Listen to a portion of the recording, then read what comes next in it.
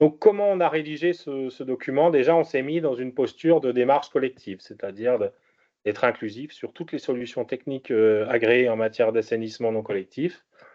On s'est pas limité aux microstations, ni aux filtres compacts, ni aux filtres plantés. On a couvert l'ensemble de la gamme des dispositifs agréés dans cette démarche collective et on s'est placé sur le regard de qui est destinataire de ce document sur les règles de mise en œuvre. Et le premier destinataire du document, c'est l'entrepreneur.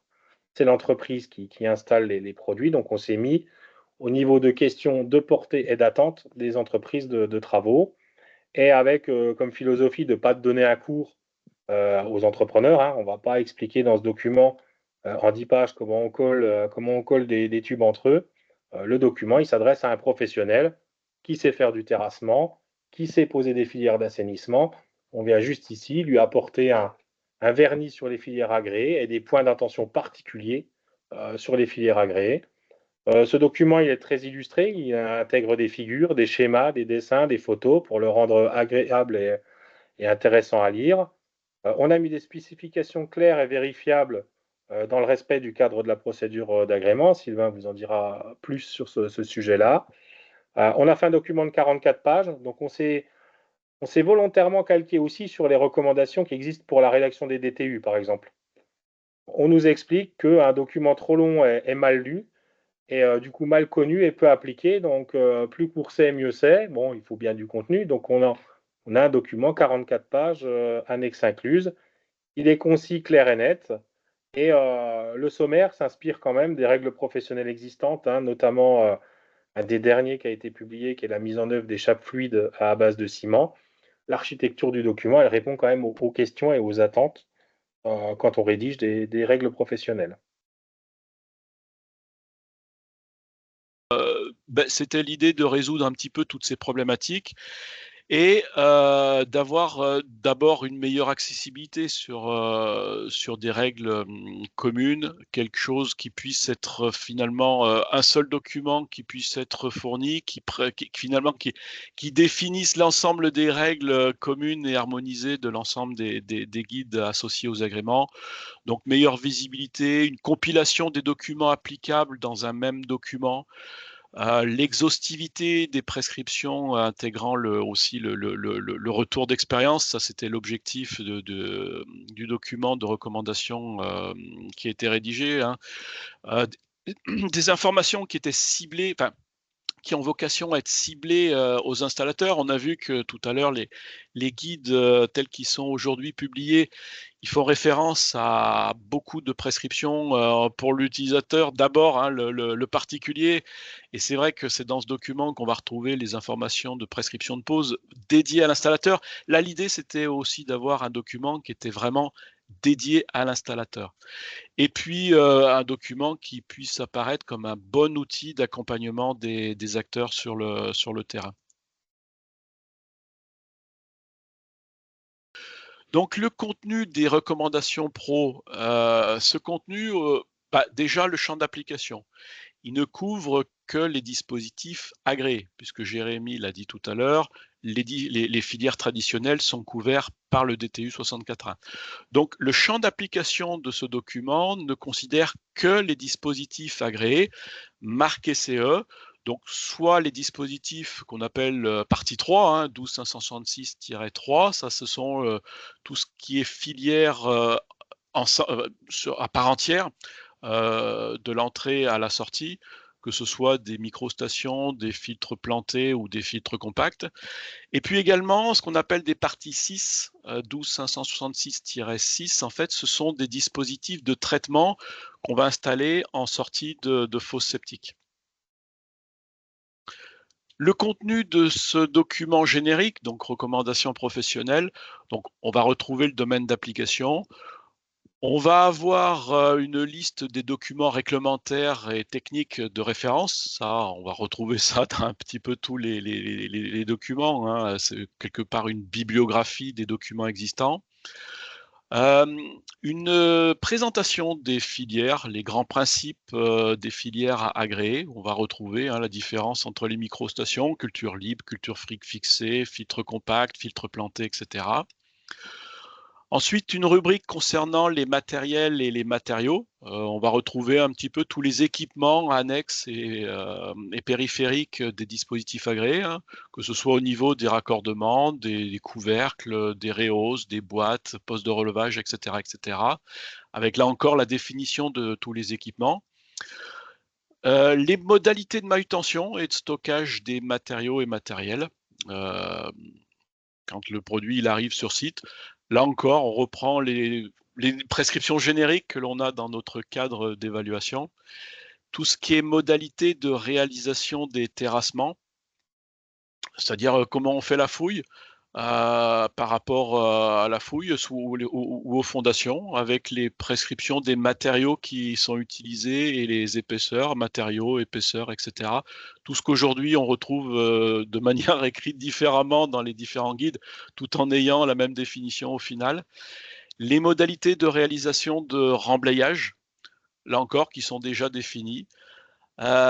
Petit aparté, ce que je disais tout à l'heure, quand on a rédigé notre cadre d'évaluation pour l'agrément, on retrouve finalement ce que l'on peut avoir comme conditions de remblayage dans les filières traditionnelles et qui sont définies dans le DTU 64.1. Donc finalement, il y a rien de nouveau sur ces approches de terrassement et remblayage, et puis également pour les réalisations des branchements, hein, tout ce qui est raccordement hydraulique. On va simplement, par rapport au DTU 64.1, bien sûr, rajouter tout ce qui est spécifique aux filières agréées, notamment tout ce qui est les branchements pneumatiques et électriques, etc. Pareil pour les ventilations, tout ce qui est raccordement de ventilation, que ce soit la primaire, la secondaire, avec l'extraction au fêtage, et que l'on retrouve d'ailleurs dans les avis d'agrément, hein. On a un chapitre sur la relation au maître d'ouvrage. Alors là, c'est des choses importantes puisque finalement, c'est tout ce qu'on retrouve à travers le devis. Qu'est-ce qu'on va retrouver dans le devis, le détail de la réalisation, les points clés, hein, au niveau de la réception, le procès verbal de travaux, tout ce qui est conseil, finalement, les conseils à la livraison de la part de l'installateur aux particuliers. Un chapitre aussi important pour la traçabilité, pour qu'il y ait une traçabilité et un suivi des installations une fois qu'ils ont été installés chez le particulier. Un chapitre tout aussi important sur la sécurité, hein, la prévention des risques liés au chantier. On va retrouver aussi quelques informations générales sur la formation professionnelle et puis en annexe des documents que l'on retrouve par ailleurs, hein, c'est un petit peu partout, notamment sur le portail ANC, sur l'étude de conception, des modèles, des trames, hein, d'autocontrôle, de PV de réception, cahier de vie, carnet d'entretien, etc., etc.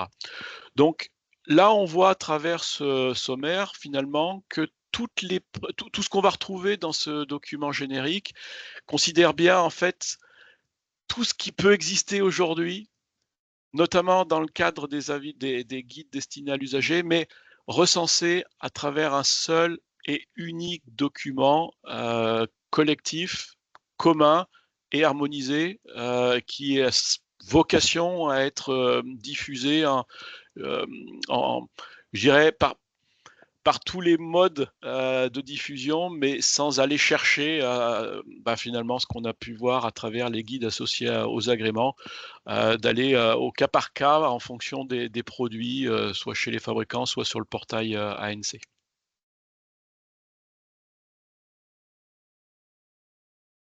Parce que c'était un ouvrage collégial qui a été fait, comme l'a répété Jérémy, avec de nombreuses représentations professionnelles, et ça c'était important de pouvoir se parler collégialement et de pouvoir trouver le minimum commun ensemble pour pouvoir écrire ce document. Donc ce qu'il y a de bien dans ce document, c'est qu'il permet de rappeler la responsabilité de chacun, en passant du concepteur au fabricant jusqu'au poseur. Et ça inscrit les thèmes minimums de réflexion pour que l'assainissement soit de qualité et pérenne surtout. Et donc l'avantage que voyait le CINABA dans ce document, c'est qu'on répète bien qu'une étude de conception est un minimum requis pour que l'ANC que notre filière d'assainissement dure longtemps et qu'elle soit surtout adaptée aux besoins de l'utilisateur. Pour le CINABA, on se dit bien que ça, c'était notre ouvrage martyr, en fait, aux pros de l'ANC, puisque on va avoir besoin de l'ajuster, de le compléter en fonction des manques que tout le monde pourra nous faire remonter. Et dans le cadre du travail pour que ça soit reconnu comme un document réglementaire quasiment. Parce qu'en fait, il permet d'avoir le minimum à savoir pour faire correctement notre métier. Et enfin, les pros de l'ANC ont un avantage, c'est que ça permet aux différentes institutions de se parler ensemble et on espère bien que ça soit un des ouvrages qui permettent à ce que tout le monde puisse se remettre autour de la table afin qu'on puisse harmoniser au niveau national ce qu'est un ANC, comment lire les textes, comment appliquer les textes. Et bref, il faut une harmonisation nationale pour que quand on fait un ANC en Gironde où j'habite, ça soit le même dans les Hauts-de-France ou en Bourgogne-Franche-Comté, enfin peu importe le territoire, c'est que malgré quelques spécificités locales, normalement, un ANC en France doit se ressembler. Et donc c'est l'objet de cet ouvrage, c'est de donner les connaissances minimum. Et le CINABA est fier d'avoir pu participer à la rédaction de cet ouvrage. Pour nos collaborateurs, y compris pour nos jeunes chefs d'équipe qui finalement apprennent beaucoup sur le tas. Alors, l'assainissement collectif, c'est facile comme métier. Il faut aussi qu'on arrête de se dire que c'est quelque chose qui est complexe, parce que plus on se dit que c'est complexe, plus on vient mettre de la complexité.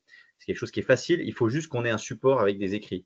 Donc, dans le travail collégial qu'on avait fait tous ensemble, donc avec le CINABA, l'ATEP, le CERIB, c'était surtout des échanges aussi pour se dire qu'est-ce qu'on voulait mettre en avant et pas forcément appuyer des petites spécificités de certains produits qui n'avaient pas l'intérêt, parce qu'une spécificité, c'est dans son guide perso, le guide de l'installation, et c'est bon, il n'y a pas besoin de le mettre ailleurs, parce que c'est une spécificité. On a vraiment repris le cadre général qu'on retrouve sur tous les systèmes agréés. Et on a vraiment mis un focus sur les risques. Donc voilà, on a appuyé sur le fait de faire attention. Effectivement, il y a un gros truc sur le terrassement, le remblaiement. On parle pas mal aussi des granulats. Voilà. Et on vient pallier comme ça à un petit manque d'informations ou en tout cas de documentation technique. Ce document, vous le retrouvez en PDF. On en a fait imprimer pas mal. Donc, si vous participez au prochain salon sur l'assainissement, je pense à Rennes, qui va être en début d'année. Au niveau CATP, il y a plusieurs rencontres de prévues. On va en distribuer à tous ceux qui le demanderont. Il est assez sympa quand même. Il est cartonné, donc c'est quelque chose que vous pouvez garder et feuilleter sans qu'il s'abîme. Donc voilà, on a eu pas mal de remarques, des remarques positives déjà, qui vont être constructives. Je pense que ce document, il va évoluer en fait avec le temps. Et comme on vous l'a dit au début, nous, le but, c'est de le faire évoluer. Et si on arrive à avoir toutes les parties prenantes, donc y compris la FFB, la FNTP, avec nous, on pourra le mettre en avant comme un vrai guide de recommandation professionnelle accepté de tous. Aujourd'hui, on n'est encore pas là-dessus, on le fait évoluer. Donc, il n'est pas impossible que vous voyez une version 2 arriver. En tout cas, on a eu pour le moment que des remarques constructives. Voilà. Certains auraient préféré qu'on ait encore plus d'informations, mais ça, je pense que c'est un petit peu une dérive dans l'assainissement non collectif, c'est qu'on veut toujours en rajouter, alors qu'en fait, il ne faut pas qu'on complexifie non plus trop les choses. Voilà, l'assainissement collectif, c'est simple, il faut juste qu'on ait un document simple, lisible, 40 pages, facile à lire.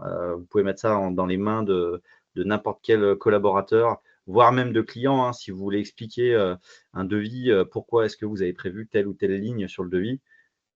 C'est lisible, voilà, c'est quelque chose qui est lisible.